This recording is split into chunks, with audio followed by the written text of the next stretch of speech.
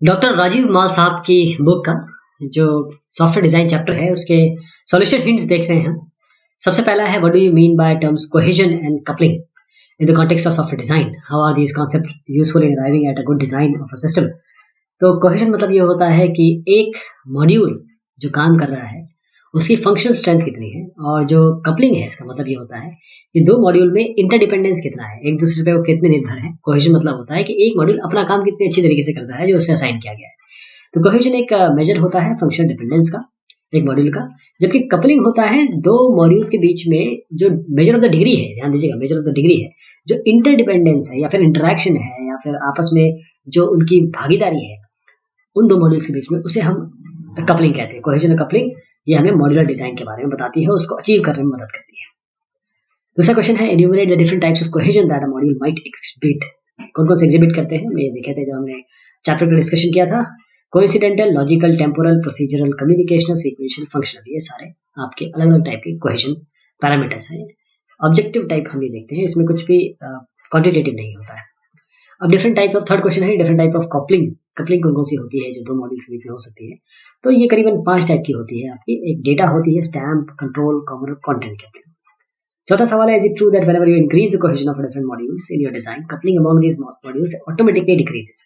इसमें सवाल ये पूछा गया है कि आप अगर कोहेजन को बढ़ाएंगे तो कपलिंग अपने आप कम हो जाएगी। बिल्कुल सही है, इसका उत्तर आप सही देंगे, क्योंकि जब आपका एक मॉड्यूल कोहेसिव है यानी कि वो अपना काम स्वयं कर रहा है तो उसे दूसरे पर निर्भर नहीं होना पड़ेगा, दूसरे के ऊपर डिपेंडेंसी उसकी बहुत कम हो जाएगी। इसलिए अगर आप कोहेजन बढ़ाएंगे एक मॉड्यूल का तो उसका जो कपलिंग का एस्पेक्ट है वो ऑटोमेटिकली कम हो जाएगा। पांचवा सवाल है what according to you is a good software design. Good software design क्या होता है देखिएगा, तो 2-4 चीजें हैं इसमें कि एक तो करेक्टनेस है, यानी कि जो अच्छा डिजाइन है वो करेक्टली या सही तौर पे जो फंक्शनलिटी सिस्टम से एक्सपेक्टेड है उसे इंप्लीमेंट करे। दूसरा है अंडरस्टैंडेबिलिटी। इसका मतलब ये होता है कि अच्छा डिजाइन समझ में आ सके आपके भी, आपके पीयर्स के भी, आपके बॉस के भी, आपके इम्प्लीमेंटर्स के भी, आपके टेस्टर के भी, आपके मेंटेनर के भी। एफिशिएंसी का मतलब होता है कि एफिशिएंट होना चाहिए, यानी कि ऐसा नहीं कि आपने बना तो दिया लेकिन उसको सालों लग रहे हैं रन करने में। मेंटेनेबिलिटी मतलब ये हो गया कि उसमें चेंज आसान से हो सके। तो अंडरस्टैंडेबिलिटी और मेंटेनेबिलिटी आपस में रिलेटेड है। अगर आप समझ पाएंगे तभी आप चेंज कर पाएंगे, अच्छा डिजाइन होगा तभी आप चेंज कर पाएंगे। छठवां सवाल है what do you understand the term functional independence in the context of software design. Software design में फंक्शनल इंडिपेंडेंस क्या होती है, एडवांटेज क्या है इसके फंक्शनल इंडिपेंडेंस के, और किस तरीके से आप फंक्शनल इंडिपेंडेंस को अचीव करते हैं। इसका मतलब देखिएगा, जिस मॉड्यूल में हाई कोहेजन या लो कपलिंग होती है तो उसे हम फंक्शनली इंडिपेंडेंट कहते हैं, यानी कि उनके बीच में दो मॉड्यूल्स के बीच में इंटरडिपेंडेंसी नहीं है, वो दोनों फंक्शनली इंडिपेंडेंट है। यानी फंक्शनली इंडिपेंडेंट का मतलब ये एक अपना अलग काम कर रहा है, एक अपना अलग काम कर रहा है। तो फंक्शनल इंडिपेंडेंस का मतलब ये होता है कि जो कोहेसिव मॉड्यूल है वो अपना काम सिंगल टास्क जो काम उन्हें असाइन किया गया वो कर रहे हैं। फंक्शनली इंडिपेंडेंट मॉड्यूल जो होते हैं उनके बीच में बहुत कम इंटरेक्शन होता है, इसीलिए फंक्शनल इंडिपेंडेंस एक की है, एक मेन आपका एक बेस है आपके अच्छे डिजाइन को बनाने के लिए। इससे क्या क्या हो जाएगा आपका, एक तो एरर आइसोलेशन हो जाएगा। अब मान लीजिए आपके पास दो मॉड्यूल है, एक दूसरे पर डिपेंडेंट है, एक में एरर है तो दूसरे में प्रोपोगेट हो जाएगी। अगर आप दोनों को अलग रखेंगे तो एक की एरर दूसरे में कभी आएगी नहीं। स्कोप ऑफ यूज, अगर आपके दो अलग अलग है, मान लीजिए कि आपने फिबोनाची का बना लिया, एक फैक्टोरियल का बना लिया, दोनों अलग अलग है, और फिबोनाची का वैसा उठा के कहीं और यूज कर सकते हैं, फैक्टोरियल का अलग से किसी का यूज कर सकते हैं। स्कोप ऑफ यूज ये हो गया। अंडरस्टैंडेबिलिटी, अगर जब आप अलग अलग मॉड्यूल हैं तो दोनों अपने तरीके से अपना काम करें अलग अलग। तो जैसे फैक्टोरियल के पास जाएंगे, फैक्टोरियल अपना काम कर रहा है, उसको समझ सकते हैं आप कि यहाँ फैक्टोरियल का काम कर रहा है। ऐसा नहीं कि फिबोनाची की कोई चीज में आपने दर्ज की हुई है, कोई वेरिएबल डिफाइन की हुई है या कोई वेरिएबल वहां से वैल्यू ले रहा है। अंडरस्टैंडेबिलिटी भी बढ़ जाएगी आपकी।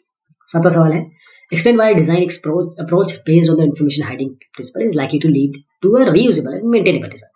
Illustrate your answer with a suitable example. इसमें सवाल है कि डिजाइन अप्रोच जो इन्फॉर्मेशन हाइडिंग पे होता है उसको आप रियूज कर सकते हैं, मेंटेन कर सकते हैं। बिल्कुल वही डिस्कशन इसमें हो रहा है कि अगर एक ऐसा डिजाइन अप्रोच है जिसमें आपने इन्फॉर्मेशन हाइड की हुई है, इसका मतलब ये है कि आपकी लो कपलिंग है। सीधी सी बात है कि कोहेजन ज्यादा है, कपलिंग कम है मॉड्यूल के बीच में, क्योंकि आपने दोनों को फंक्शनली इंडिपेंडेंट रखा है, दोनों को छुपा रखा है, दोनों को एब्स्ट्रैक्ट रखा है, दोनों को इस तरीके से बना रखा है कि इन्फॉर्मेशन हाइड हो, एक की इन्फॉर्मेशन दूसरे के पास नहीं है, दूसरे की इन्फॉर्मेशन पहले के पास नहीं। तो इससे जो मॉड्यूल्स है वो फंक्शनली इंडिपेंडेंट हो गया, बस आप यूज कर सकते हैं, मेंटेन कर सकते हैं। सही है गलत बताइएगा। The essence of any good functional oriented design technique is to map the functions performing similar activities into one module. तो इसका उत्तर गलत है। इसका मतलब ये है कि किसी भी सवाल ये था कि कोई भी एक फंक्शन ओरिएंटेड डिजाइन, एक अच्छा फंक्शन ओरिएंटेड डिजाइन टेक्निक वो होती है जिसमें आप फंक्शन को मैप करते हैं ताकि वो सिमिलर एक्टिविटी करें एक मॉड्यूल में। तो अब इसमें अगर आप अलग अलग मॉड्यूल में जो फंक्शन है वो अपने अलग अलग काम ना करके एक इंटर रिलेटेड है, इसका मतलब कोहेजन कम है। अगर एक दूसरे को कॉल कर रहा है, दूसरा तीसरे को कॉल कर रहा है, तीसरा चौथे की वैल्यू पे डिपेंडेंट है, तो कोहेजन कम हो गया ना। तो फंक्शन ये एक अचीव तो कर रहा है मीनिंगफुल रिजल्ट, लेकिन कोहेजन कम हो गया, इसीलिए उत्तर फॉल्स है इसका। Traditional design is carried out top down, whereas object oriented design is normally carried out bottom up. अब ट्रेडिशनल डिजाइन, ये इसका उत्तर सही है, क्यों? क्योंकि हम क्या करते हैं ट्रेडिशनल डिजाइन में, हम एक बड़ा काम लेते हैं, बड़ा मतलब हाई लेवल फंक्शन लेते हैं, फिर उसको सब फंक्शन में डिवाइड करते हैं, फिर उसको सब फंक्शन में डिवाइड करते हैं, ऐसे हम करते चले जाते हैं। जबकि ऑब्जेक्ट ओरिएंटेड डिजाइन में क्या होता है कि हम सबसे पहले नेचुरल ऑब्जेक्ट्स या जो लोएस्ट एंटिटी है उसे डिफाइन करते हैं, उसके बाद हम उनके हिसाब से इंटर रिलेशनशिप देखते हैं, बिहेवियर देखते हैं, और फिर उनको जोड़ते चले जाते हैं। तो क्या हो रहा है कि इसमें हम बॉटम अप ले रहे हैं, तो बिल्कुल सही है, इसका ट्रू देना है आपको। 9th क्वेश्चन है कि आपको एडवांटेजेस बताने हैं ऑब्जेक्ट ओरिएंटेड और फंक्शन ओरिएंटेड अप्रोचेस में जो सॉफ्टवेयर डिजाइन की। तो ऑब्जेक्ट ओरिएंटेड और फंक्शन में जो एडवांटेजेस है, ऑब्जेक्ट ओरिएंटेड के देख लेते हैं, क्योंकि ऑब्जेक्ट ओरिएंटेड ज्यादा बेहतर है। एक तो सिंपल है, ये कोड है, डिजाइन इसका आप यूज कर सकते हैं, कम टाइम लेता है, कम कॉस्ट लेता है, रोबस्ट कोड होता है, मेंटेन आप आराम से कर सकते हैं। 10 सवाल देखिएगा, कुछ well established function oriented software design के बारे में हमने पूछा है। ये हमने डिस्कशन में देखा था, कॉन्स्टेंटिन यूडन का है, हैडले पियरबाई का है, गैन स्टारसन का है, डिमार्को यूडन का है। 11 सवाल, explain some of the causes of and remedies of high coupling between two software modules. दो सॉफ्टवेयर मॉड्यूल के बीच में होता क्यों है, उसकी रेमेडी क्या है हाई कपलिंग की, उसका कारण समझिएगा। इसका मतलब ये है कि अगर आपने कॉम्प्लेक्स इंटरफेसेस दे दिए फंक्शन के बीच में, जैसे आपने ग्लोबल डेटा यूज कर लिया, आप फंक्शन को ठीक से आप डिवाइड नहीं कर पाए, उनका रीडिस्ट्रीब्यूशन नहीं कर पाए, तो ये प्रॉब्लम आनी जरूरी है। 12 सवाल है, what problems are likely to arise if two modules have high coupling. अगर हाई कपलिंग है, इसका मतलब ये है कि दोनों आपस में एक दूसरे से बहुत रिलेटेड है, तो आप ना तो एक का फंक्शन समझ पाएंगे, क्योंकि एक तो दूसरे को कॉल कर रहा है, दूसरा पहले को कॉल कर रहा है, पहला तीसरे को कॉल कर रहा है, तो आप एक का फंक्शन तो पूरी तरह से समझ ही नहीं सकते, और दूसरा आप जब फंक्शन नहीं समझ सकते, तो जब एक दूसरे पर डिपेंडेंट है, तो आप एक को कहीं यूज नहीं कर सकते, दूसरे को भी साथ में ले जाना पड़ेगा, और इससे प्रॉब्लम ये होगी, डिबगिंग आपको दिक्कत हो जाएगी, डिबगिंग आप नहीं कर पाएंगे, उसकी एरर नहीं निकाल पाएंगे, क्योंकि एरर तो प्रोपेगेट होगी ना एक से दूसरे में, दूसरे में तीसरे में। इसलिए 13 साल है, what problems are likely to occur if a module has low cohesion. अगर लो कोहेजन है तो प्रॉब्लम क्या हो सकती है? लो कोहेजन का मतलब ये होता है कि एक फंक्शन मतलब फंक्शनल स्ट्रेंथ एक मॉड्यूल की वो कम है, सीधी सी बात है, आप समझ नहीं पाएंगे, उसे डिबग नहीं कर पाएंगे, और यूज करने का सवाल नहीं उठता। 14, distinguish between high level and detail design. High level एक ऊपर वाला डिजाइन होता है, उसके बाद हम वो जो हाई लेवल डिजाइन करते हैं उसको और तोड़ते हैं, और पूरे एल्गोरिथम डेटा स्ट्रक्चर लेवल पे चले जाते हैं। डॉक्यूमेंट कौन से होने चाहिए हाई लेवल और डिटेल डिजाइन में, ये देखते हैं। इसका उत्तर है कि हाई लेवल डिजाइन में जो इंपॉर्टेंट कंपोनेंट्स हैं सिस्टम के और उनके इंटरेक्शंस, उसको आइडेंटिफाई किया जाता है, उसे समझने की कोशिश की जाती है, और डिटेल डिजाइन में एल्गोरिथम डेटा स्ट्रक्चर लेवल तक चला जाता है, वो आइडेंटिफाई किया जाता है। अच्छा, जब कंप्लीशन हो जाएगा हाई लेवल डिजाइन का, on completion of the high level design, तो उसके बाद मॉड्यूल स्ट्रक्चर, नेक्स्ट में स्ट्रक्चर चार्ट, ये आप बता सकते हैं। आउटकम जो होगा डिटेल डिजाइन फेज का, वो मॉड्यूल स्पेसिफिकेशन डॉक्यूमेंट होता है। 15 सवाल है, what is meant by term cohesion, और 16 भी ऐसे ही है, what do you mean by coupling, और is it true that in a good design the module should have a low cohesion. यहाँ पर है इज इट ट्रू कि यार लो कपलिंग होनी चाहिए। तो दोनों सवाल के उत्तर हमने काफी दे दिए, अभी जो डिस्कशन चल रहा था वो यही चल रहा था, फिर एक बार और इसको डिस्कस करते हैं। कोहेजन एक फंक्शन स्ट्रेंथ को बताता है कि मॉड्यूल में फंक्शन स्ट्रेंथ क्या है, जो उनको काम दिया गया वो अच्छे से वो वही कर रहे हैं कि नहीं कर रहे हैं। अगर ऐसा नहीं है तो आप समझना, डिबग करना, यूज करना बहुत मुश्किल हो जाएगा आपके। 16वां सवाल है, what is meant by term coupling in the context of software design. जो कपलिंग है वो अगर आपकी, पहले तो कपलिंग में समझाऊंगा आपको, उसके बाद लो कपलिंग है तो क्या है। तो कपलिंग दो के बीच में, दो मॉड्यूल के बीच में मतलब होता है डिग्री ऑफ इंटरडिपेंडेंस, या दोनों के बीच में इंटरेक्शन कितना है दो मॉड्यूल्स के बीच में। और यहाँ उसका दूसरे पार्ट का उत्तर है यहाँ सही, यस।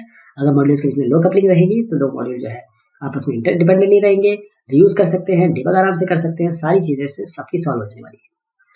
17 सवाल है, how would you improve a software design that displace very low cohesion and high coupling.